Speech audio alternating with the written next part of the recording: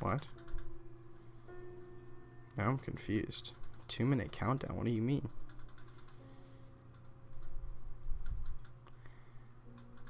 Oh, is the live not like actually gone live yet? Oh, it says I'm not live. What? That's wild. Are you sure you're on the... Yeah, as I'd say, maybe refresh or go back to the beginning. Okay. You're on it now?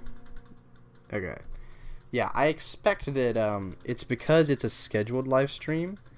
So what happened is, Ben, I expect you clicked on the scheduled live stream before I actually went live. And so, like, it still was waiting for 8:15, but I actually went live a little bit before 8:15. Anyways, as I was saying, this is verses 17 through 22. This is the HCSB. That's what it's just the translation I'm most comfortable with, right? It's the one that I know the best. So that's the reason why that's the one I'm using. But I also do generally like the way it translates things.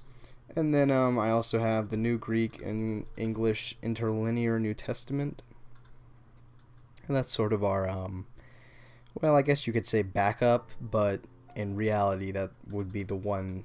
I'm taking that one's authority a little bit stronger than the HCSB, because it is a more literal English rendering.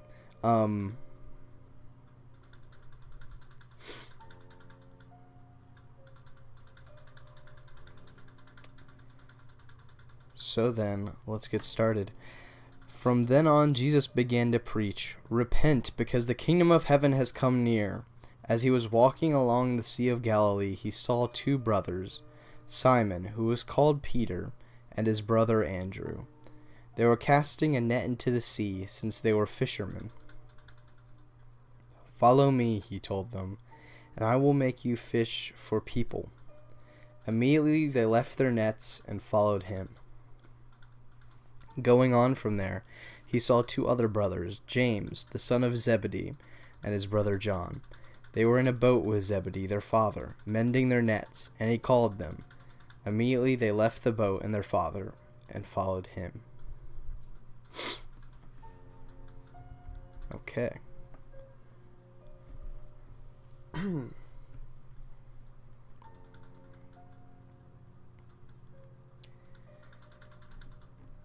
Alright, so the first thing you might be thinking, especially if you weren't here for the last session, is, okay, wait a second, that sentence seems to be starting like in the middle of the action almost. It sort of is. The previous passage, remember, was talking about how John had been arrested and Jesus left Nazareth and the Jerusalem area and the Jordan, and he withdrew into Galilee and lived in Capernaum by the sea, right? And so, from then on, Jesus began to preach, "Repent, because the kingdom of heaven has come near." So this is when Jesus begins his ministry in, maybe not full swing, but he's starting to get into the swing of things, I guess you could say, right? This is when it's really starting, is here at Capernaum in Galilee. We talked last week about how that is noteworthy, because Galilee is not really the place to be, at least not for teachers of the law, if that makes sense. It might be the place to be if you're a fisherman, you know. So it is noteworthy that is where Jesus begins his ministry, and we talked last week about that. And if him going to Galilee, right, is kind of like a big picture. Oh, it's interesting he went to Galilee. We're seeing that encapsulated, redrawn in much closer and more sharp detail in this story right here.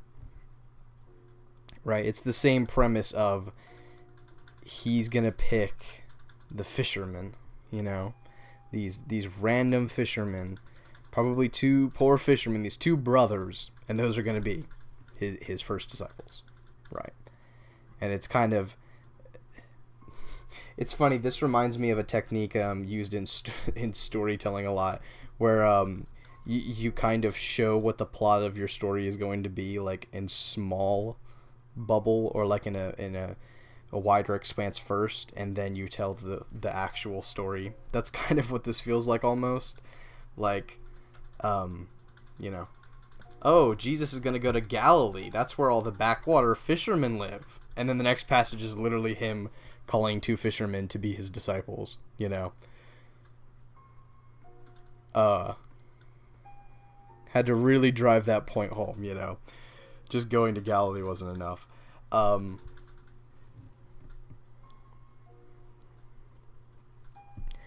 Now, why 2 fishermen? I know we're jumping around all over the place, but why 2 fishermen? Right? We talked about how Galilee is interesting, and that it's sort of the place you sort of the backwaters and things like that, and how it does actually make sense in a lot of ways for that to be where you would want to start a ministry, because you're kind of out of the Jewish leaders' hair. You're up there. They're not going to instantly be worried about you, trying to shut you down. You also don't have to deal with like the politicking as much in Galilee as you might in, say, Jerusalem or Judea, right? And so you can see why in a lot of ways that would kind of be a good place to start a ministry like this. I think there's also definitely part of it is that Galilee is, that's the area of land that the Jewish leaders aren't paying attention to. That's the area of land that nobody cares about, Galilee.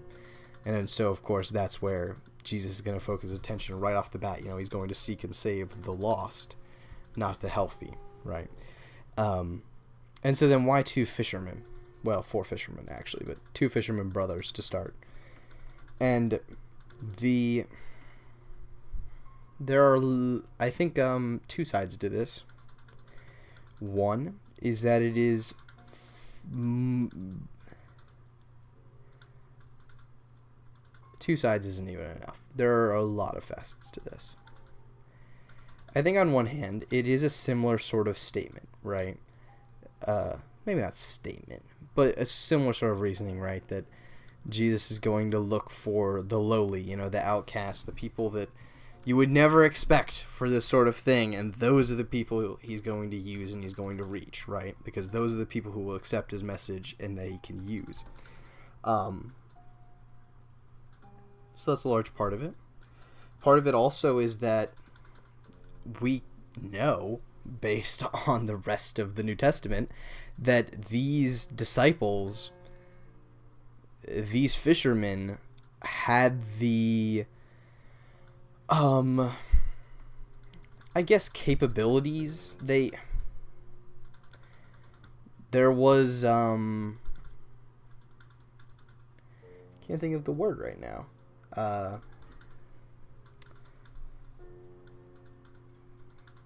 Shoot. They had the capability to one day be something more. That's how I'm gonna say it in a bunch of words instead of one word, because I can't think of the one word right now. They had potential in certain areas. I guess that would be a decent way to say it. Like, we know that Peter, it is evident throughout the entire New Testament story, throughout the Gospels and then especially in Acts, that Peter is in fact a born leader. Like, you can just get the sense from the way that he talks, the way that everybody seems to refer to him, the way that he leads, right? That is actually a skill of his. A skill that he probably didn't even know that he had. Or if he did had, he was, avoiding almost even as a fisherman, right? And so, you see that where all these different people, no matter what walk of life they're from, they all have gifts, ways that they can grow and one day be leaders of the church.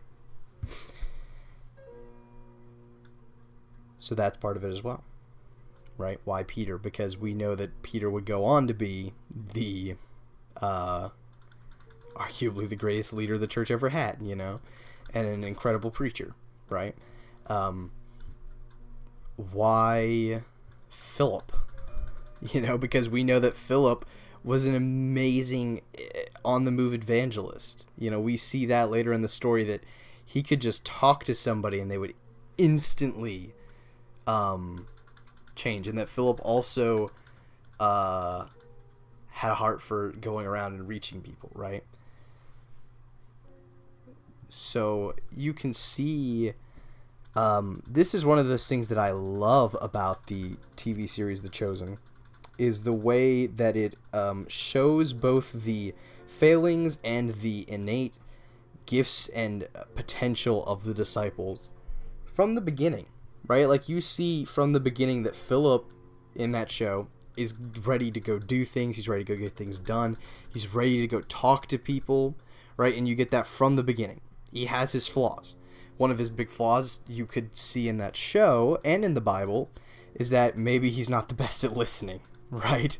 Or he doesn't think everything through, right? We see in the Bible there's that passage when he says, you know, Lord, show us the Father, and that'll be enough for us. And Jesus is like, dude, I am the Father. I've been with you this whole time, and you still don't get it. What are you doing over here, Philip?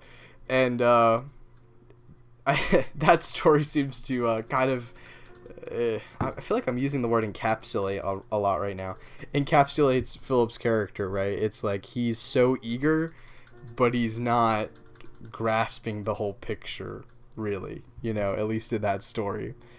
And I think The Chosen does a great job of showing that, right? And you see the way that in that show they do a really good job of showing Peter, right, as an innate leader. And I think, you know, those are not extrapolations, those are artistic choices, you know, that they're making for the show.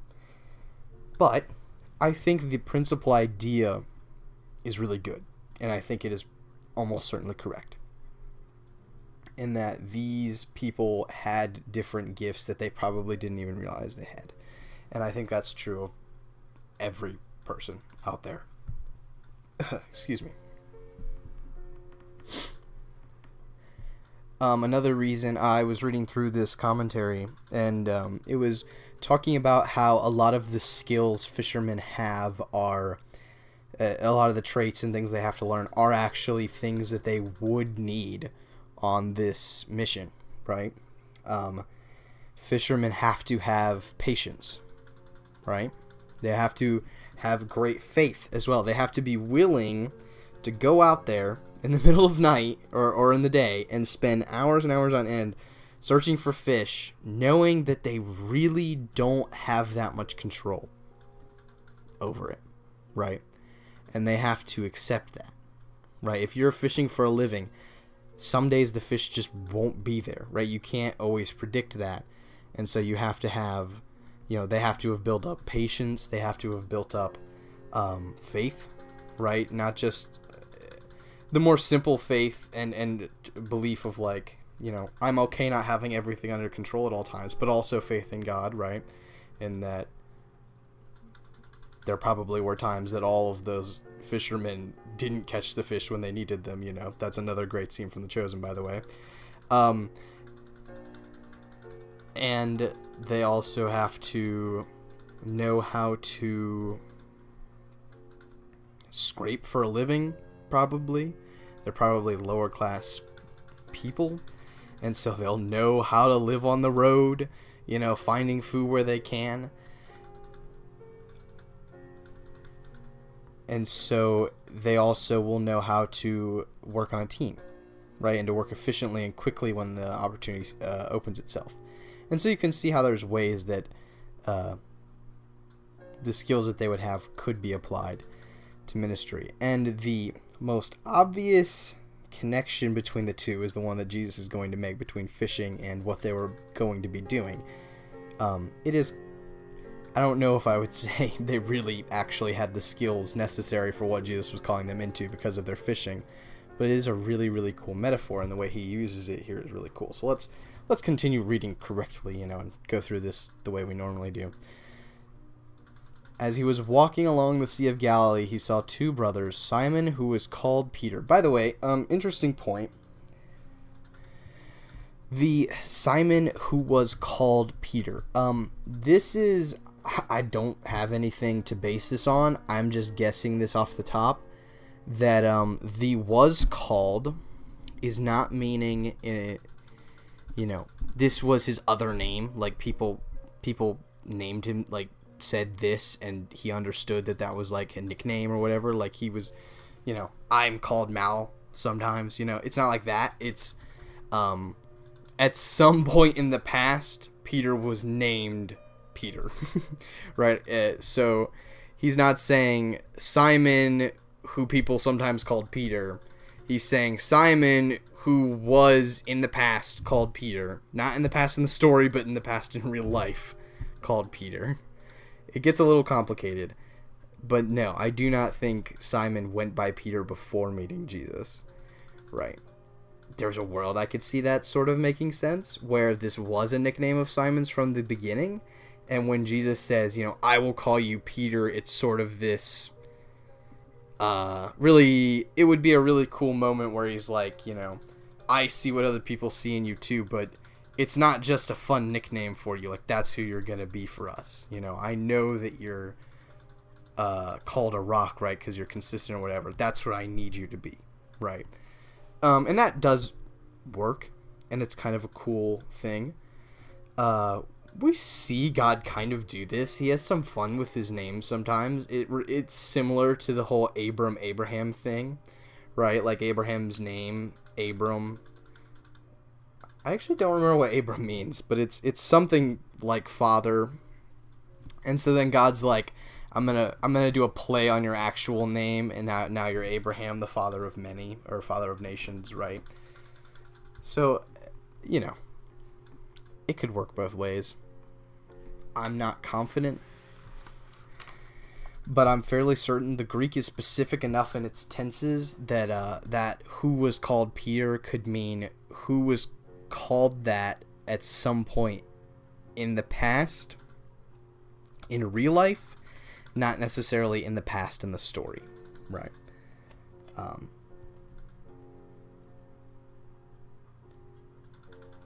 This interlinear translation has it. He saw two brothers, Simon, the one being called Peter, which is interesting. That is interesting. The one being called Peter. The one being called Peter, as in that time he was actively being called that. That actually completely changes my view on this.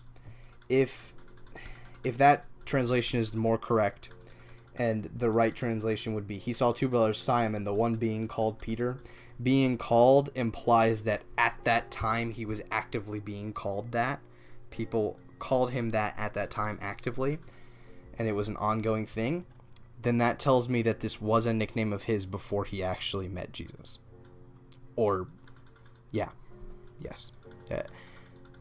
So I actually think the alternate scenario I just mentioned, where this was already a nickname of Simon's, and Jesus used that nickname, right, to not make a point, but kind of, right, to show Peter something about himself, right, and show Peter what he needed from him. I actually think that might be the correct reading. If it had instead said, he saw two brothers, Simon, the one who was called Peter, right? And the who was called Peter was called can be a specific instance, and I would have taken that specific instance of him getting called Peter one time, he was called Peter, as a specific instance that happened. I would have guessed that specific instance was when Jesus did it. The being called makes it sound like in the present, in that story, he was actively being called Peter by multiple different people at different times, and this was not a one-time event, this was like a thing, and that implies to me that he was already called Peter. I know we're getting into linguistics, and I'm not enough into Greek to really explain it correctly or to be certain of any of my takes pertaining to that. But I love grammar. That's part of what we're here for, to be honest. In summary, when it says he saw two brothers, Simon who was called Peter, I am taking that to mean that Simon was being called Peter at the time of this event before Jesus, gave him that title. Right. And that when Jesus gave him that title, it wasn't,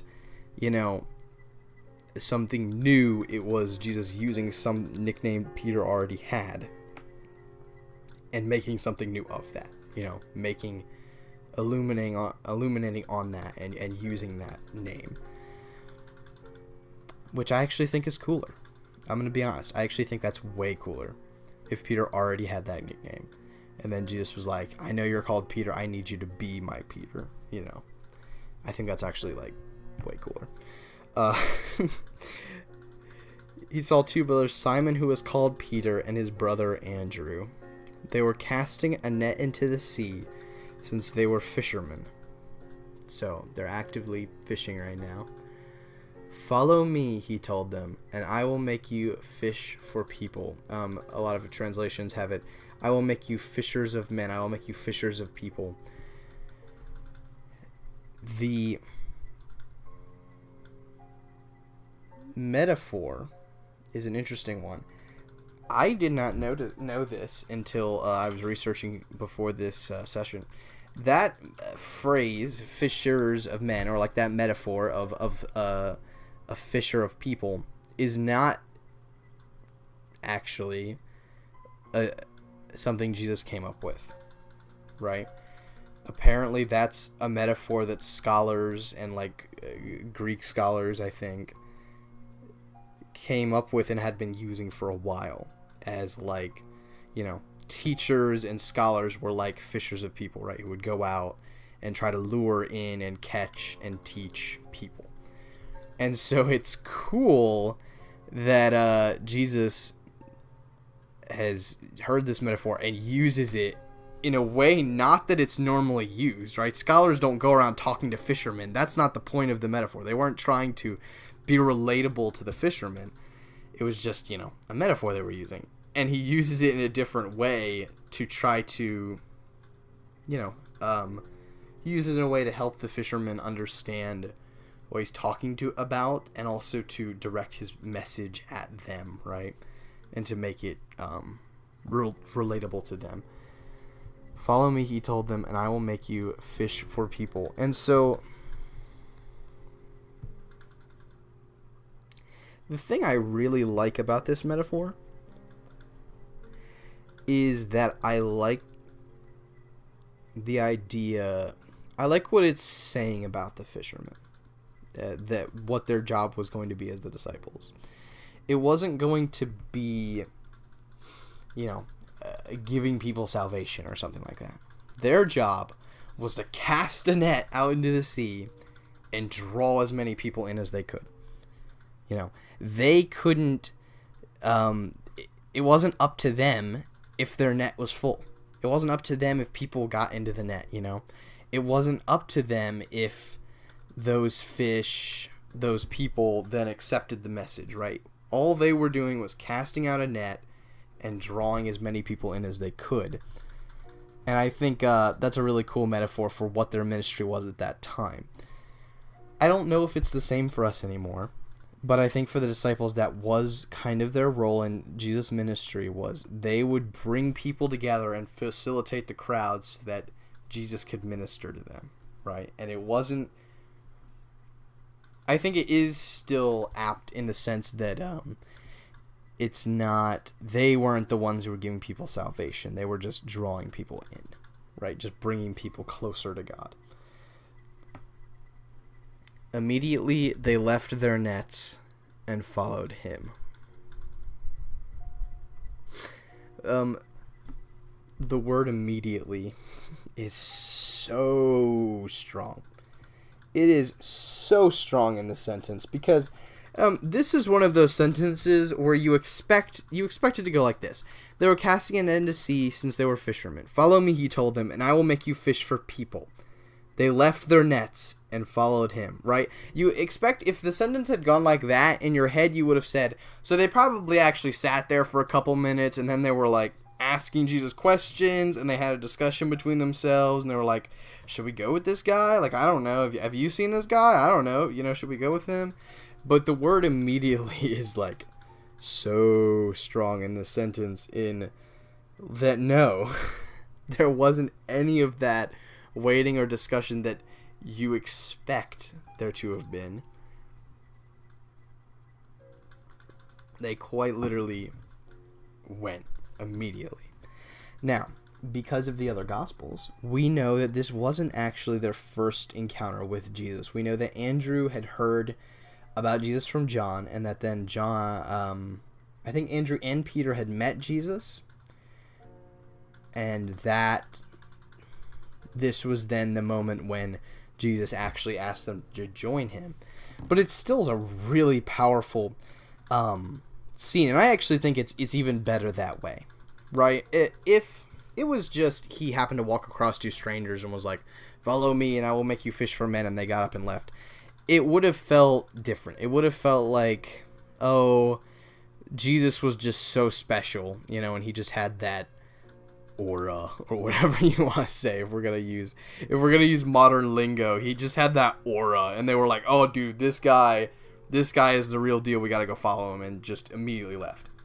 But if the story is instead that they had already heard about Jesus, they had seen Jesus, they had heard some of his teachings, they had, known about it, they had thought about him, right? And then all of a sudden, Jesus walks up to them and says, hey, do you guys want to come with me and be my disciples and walk around with me and do what I'm doing? Right? To them, that probably was mind-blowing, right? They probably didn't expect that, And so he asked them that question, and suddenly, there's this decision they have to make. Do we want to go follow this guy who, we've heard him talk, we've heard John talk about him, but are we going to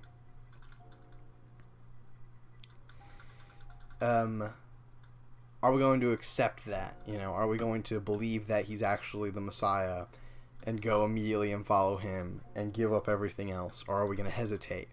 Or are we going to say no? And the reason I like that version so much better is because it's a lot more like the way encountering Jesus is for most of us.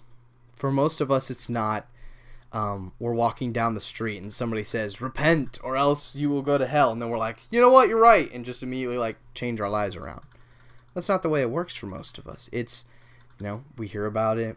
We think about it some, we might even talk to some people. We might even pray once or twice, And then all of a sudden, there's that moment, for most of us where we're like, you know what, I should. This is the moment when God's calling me to follow him, right? And it's that moment when we have to decide what to do. And that's why I think I like it so much better. I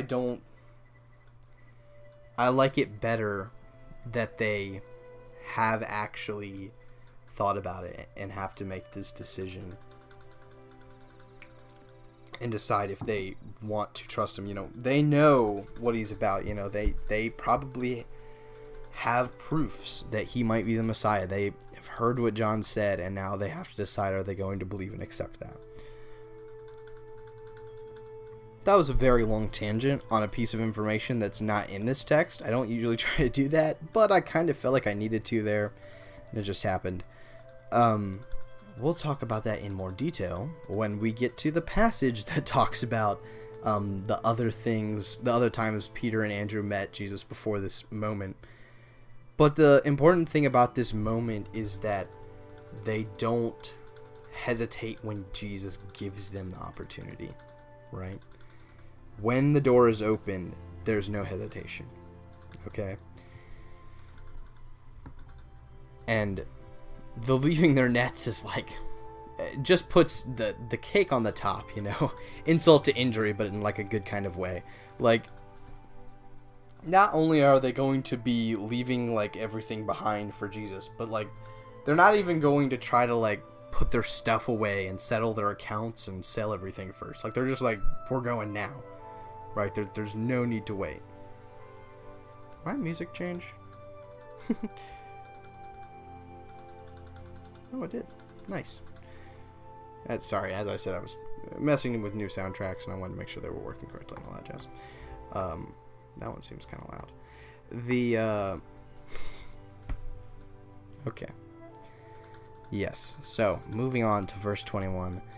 Going on from there, he saw two other brothers, James, the son of Zebedee, and his brother John. By the way, for some reason, I always thought John was the older one. Like, I know he's not. I don't think he is, at least. But, like, in my head, I had always imagined him as the older one, like, back in the day. You know, a few years ago. And I still feel like I sometimes do imagine him as the older one, just because he's so up front and center all the time, right? He's so important all the time. James is too, but John is like, he wrote a book of the Bible and everything. But, so that's a little funny note. James is the older brother, and you can tell that based on the way it's said, right? James, the son of Zebedee, and his brother John. It's the same as Simon, who was called Peter, and his brother Andrew, right? The younger brother goes second. They were in a boat with Zebedee their father, mending their nets, and he called them. Immediately they left the boat and their father and followed him. And so, this is kind of a similar story, right? There's not much more to say here. The cool, maybe not cool, maybe isn't the right word.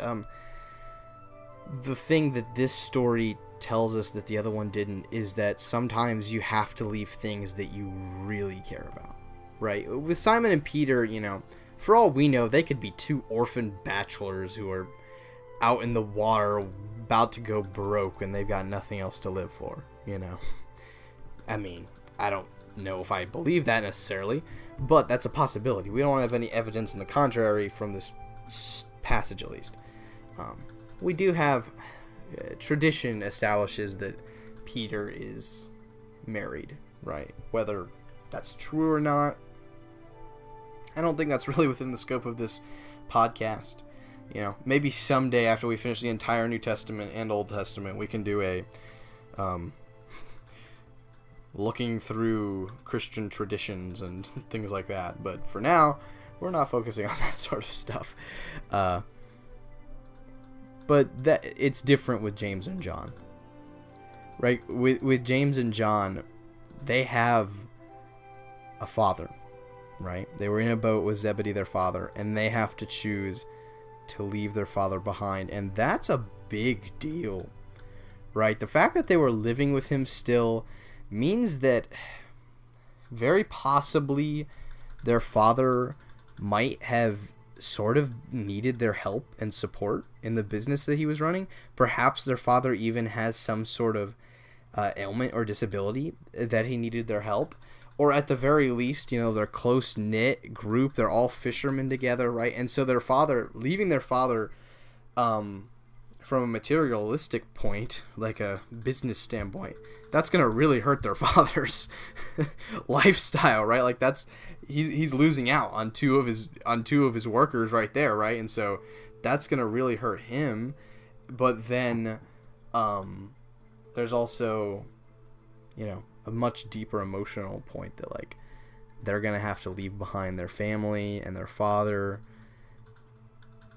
And so the point of James and John's story, I think that we can take from it, is that sometimes you do have to leave behind things you really care about to follow Jesus. Not that like they had to abandon their father and never talk to him again or something like that, but that you know, they had to go out of their comfort zones. They had to, you know, it's not always easy following Jesus. I don't think I would say it was easy for Simon and Andrew either, but it definitely looks harder based on this passage for James and John. But they accept as well. Okay. We're going to go ahead and do the next section too. I know it's already been 40 minutes, but the first half of that was just talking and there was some technical difficulties. So let's go ahead and do the next verse. It's a shorter one. Is that correct? Yeah. Verses 23 through 25. Yeah, make sacrifices. Jesus was going all over Galilee, teaching in their synagogues, preaching the good news of the kingdom, and healing every disease and sickness among the people. Then the news about him spread throughout Syria. So they brought to him all those who were afflicted, those suffering from various diseases and intense pains, the demon-possessed, the epileptics, and the paralytics. And he healed them. Large crowds followed him from Galilee, Decapolis, Jerusalem, Judea, and beyond the Jordan. Okay. So Matthew decides at this point to do a a little bit of like a fast forward, right? We're just going to kind of breeze by the next year or so. Maybe not that long, next couple months, right? And so he describes in quick detail, that's not the right word, whatever. In quick fashion, Jesus' first part of his ministry, right? So Jesus, he begins in Capernaum, he grabs his disciples, he starts his core group, and then he's going all over Galilee. Ugh. For some reason, I'm not wanting to pronounce that second syllable. I'm just saying Galilee, but that's not right. It's Galilee, teaching in their synagogues, right? Preaching the good news of the kingdom and healing every disease and sickness among the people. So he's going all over Galilee, and he's teaching in the synagogue. He's preaching the good news of the kingdom, and he's healing every disease and sickness. So it's important to note, right, that first part, teaching in their synagogues. At this point, he still has a, maybe not friendly, but, a fine relationship with the Jewish leaders and teachers, at least in that area, right? They're not banning him from the temple yet.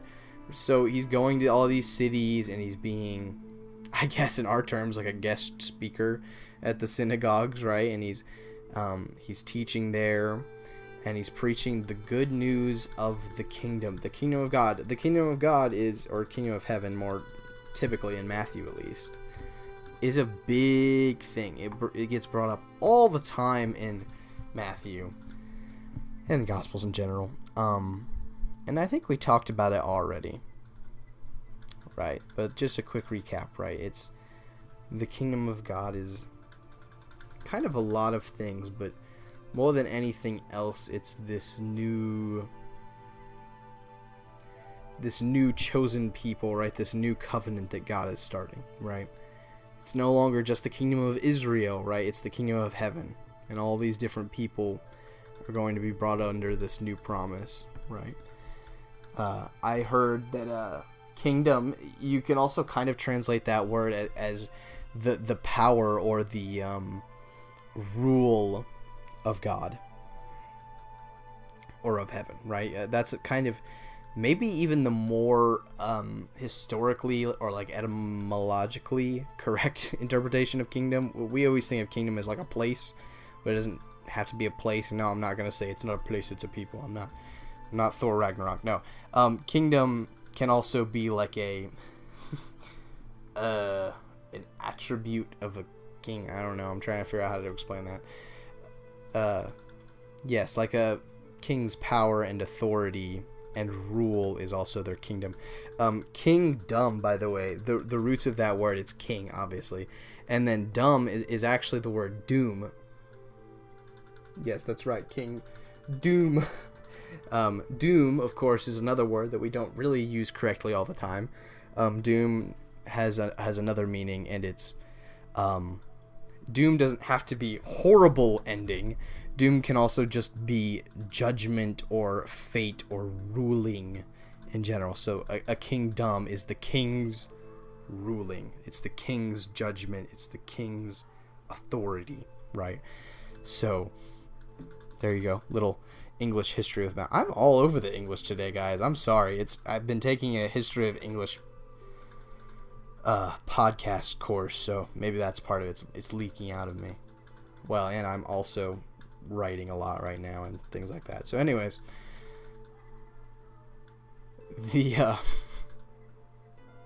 I'm sorry, I've been all over the place today. good news of the kingdom also refers to, the kingdom of heaven that's coming and now here. It's the power of God is coming. The authority of God is coming back, and he's going to reign over his people again, like he did back with Israel. And healing every disease and sickness among the people. By the way, I want to know what this footnote is. I didn't look at it beforehand, but I want to know now.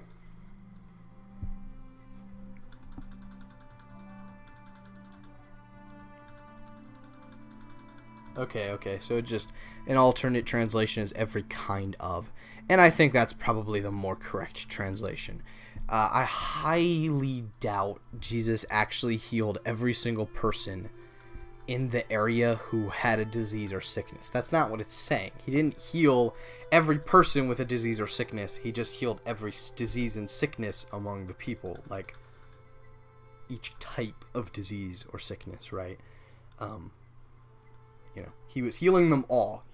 People came to him who were blind, he healed them. People came to him who were paralytic, he healed them. People came to him who were demon possessed, he healed them. People came to him with mental issues, he healed them. People, all the different diseases and sicknesses. There's too many to count, especially with all our modern clarifications and stuff.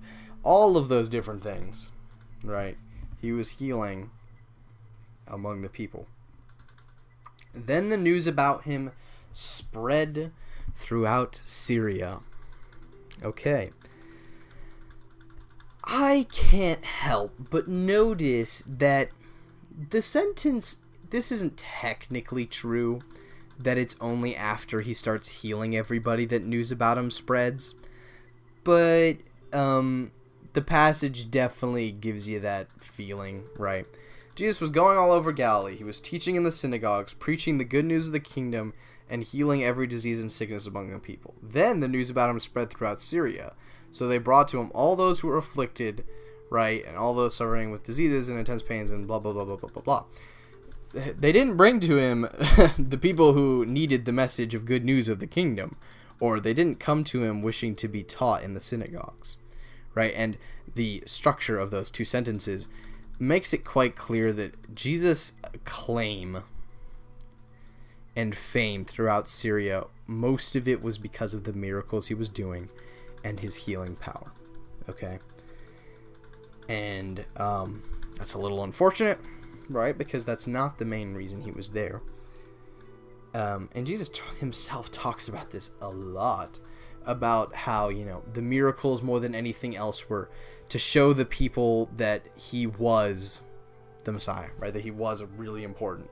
And they're sort of his witness. It was also to garner attention, right? And to bring people to him. It was a sign. The people are always asking for a sign, even though he's healed every sickness and disease among the people. If that wasn't sign enough, I don't know what is. But it is kind of just a little bit of reality amongst this story that, the people are always going to look. There are always going to be people out there who just want to exploit things, and don't really come looking to grow or because of what you're going to say or actually because they want, to learn about Jesus or need healing or whatever, or want to hear the good news. They're just going to be like, oh, there's free food, so I'll be there, and I'll skip through the lesson, I'll drown that out, and, hey, but there's free food, and that's just a part of life, and you will always have to accept that. This is kind of like one of those things we're talking about that, like, it doesn't apply to all of us Christians. All of us aren't put in positions where we're trying to spread the word in this sort of way and gaining a following and things like that. But if you are, you always have to know that there's going to be a section of those people who are there just for the free food, just there for the fun or whatever. And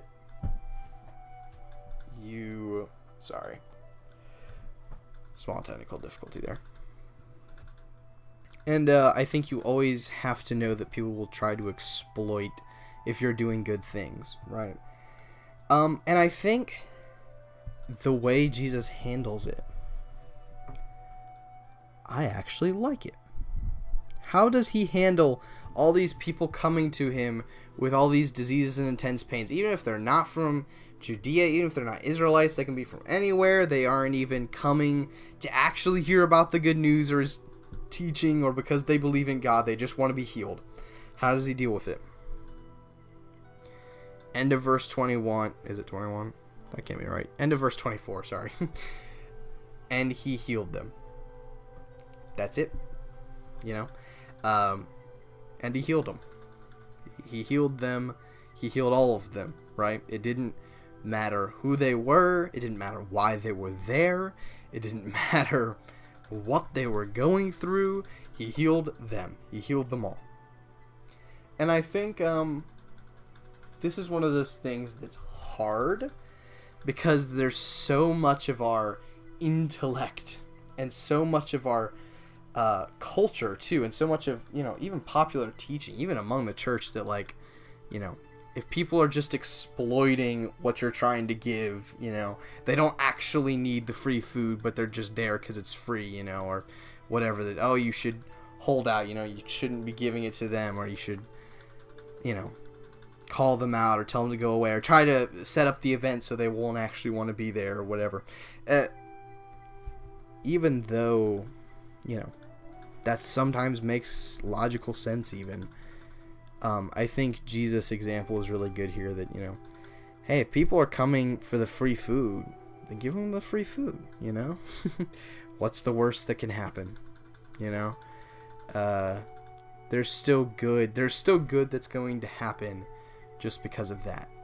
That can still make their day and change the trajectory of their day and the trajectory of their life, Just those simple acts of kindness can still mean a lot, even if they're not there for the right reasons, Still treat them the same as everybody else. And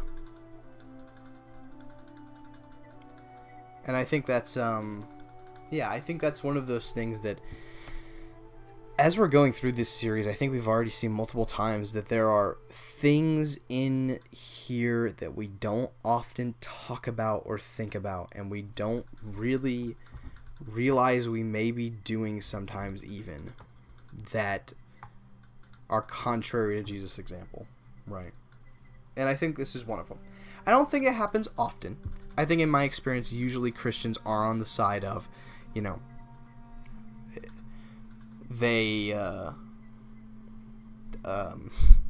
usually on the side of, we want people to come and have fun, and if they only come to have fun and have the free food, then that's okay, because at least they're going to hear the message even if they aren't really paying attention, or at least they'll know that we were there for them and that we were trying to show them kindness, or at least they'll be able to hang out with us so that we can talk to them about these more important matters, right?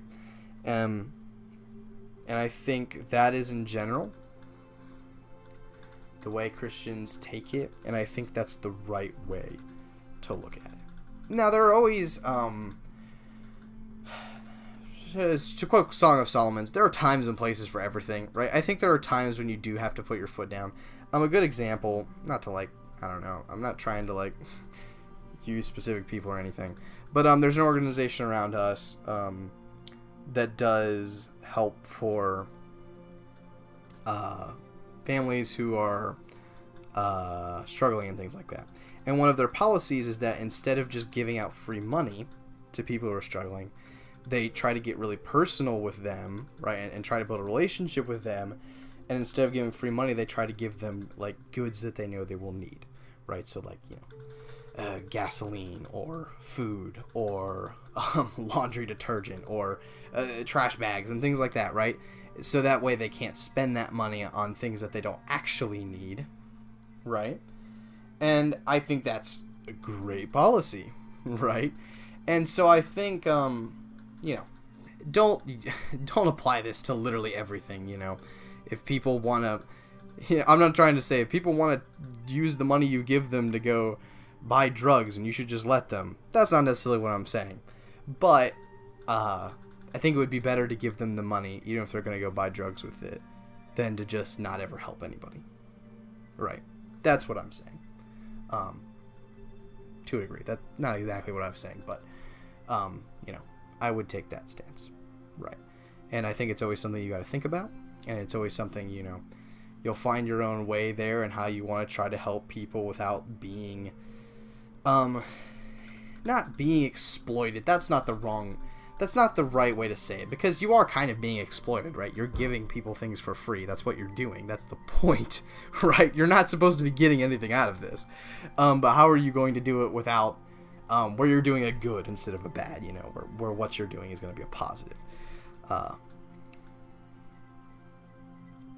And you can get the most out of it, right? Okay, let's keep going.